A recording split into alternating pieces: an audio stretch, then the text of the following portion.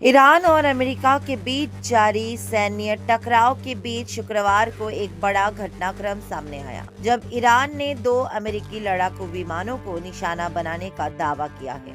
इस घटना ने युद्ध की गंभीरता को और बढ़ा दिया है, क्योंकि पहली बार इस संघर्ष के दौरान अमेरिकी विमान को सीधे गिराए जाने की पुष्टि सामने आई है। रिपोर्ट्स के मुताबिक F-15E स्ट्राइक ईगल लड़ाकू विमान ईरान के अंदर मार गिराया गया। इस विमान में 2 सदस्य सवार थे, एक पायलट और एक वेपन सिस्टम अधिकारी। घटना के बाद अमेरिकी विशेष बलों ने तेजी से रेस्क्यू ऑपरेशन चलाया, जिसमें एक सदस्य को सुरक्षित बाहर निकाला गया, लेकिन दूसरा अब भी लापता है। उसकी तलाश के लिए बड़े स्तर पर अभियान जारी है। दूसरी तरफ A-10 वॉर्थॉग विमान को भी निशाना बनाया गया, जो कुवैत के पास दुर्घटनाग्रस्त हो गया। हालांकि इस विमान का पायलट समय रहते इजेक्ट करने में सफल रहा और उसकी जान बच गई। इससे साफ होता है कि युद्ध क्षेत्र में अमेरिकी वायुसेना को लगातार खतरे का सामना करना पड़ रहा है। लापता पायलट की खोज के दौरान अमेरिकी सेना के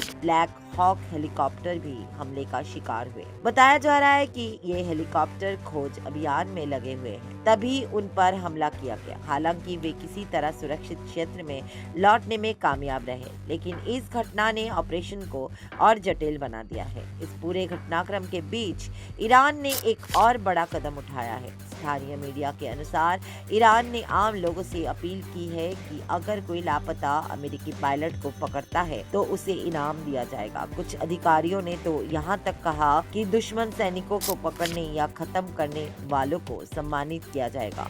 इस घोषणा के बाद हालात और अधिक तनावपूर्ण हो गए हैं। ईरान की सैन्य इकाइयां उस इलाके में लगातार सर्च ऑपरेशन चला रही है जहां विमान गिरा था। इससे ये संकेत मिलता है कि ईरान इस मौके को रणनीतिक रूप से भुनाने की कोशिश कर रहा है। वहीं अमेरिका की ओर से इस मामले पर सीमित जानकारी ही साझा की गई है, लेकिन ये जरूर कहा गया है कि शीर्ष नेतृत्व को स्थिति की पूरी जानकारी है। अमेरिकी राष्ट्रपति डोनाल्ड ट्रंप ने इस घटना पर प्रतिक्रिया देते हुए कहा कि युद्ध के दौरान इस तरह की घटनाएं असामान्य नहीं होती और इससे चल रही कूटनीतिक बातचीत पर कोई खास असर नहीं पड़ेगा।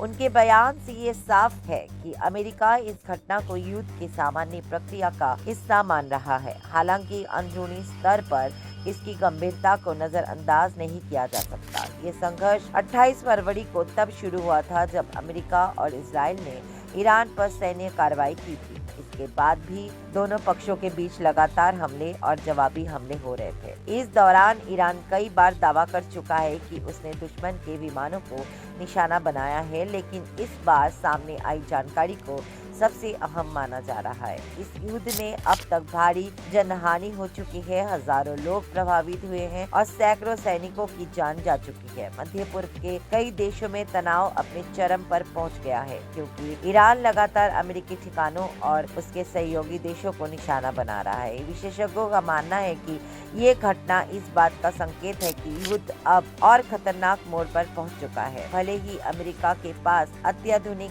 तकनीक और ताकतवर वायुसेना हो, लेकिन ईरान के रक्षा तंत्र और मिसाइल सिस्टम भी कम नहीं है। यही वजह है कि इस संघर्ष में दोनों पक्षों को लगातार नुकसान उठाना पड़ रहा है। फिलहाल सबसे बड़ा सवाल लापता पायलट को लेकर बना हुआ है। उसकी स्थिति क्या है, ये अभी तक स्पष्ट नहीं हो पाया है। आने वाले दिनों में ये मामला अंतर्राष्ट्रीय स्तर पर और भी ज्यादा चर्चा का विषय बन सकता है और इससे युद्ध की दिशा पर भी असर पड़ने की संभावना है।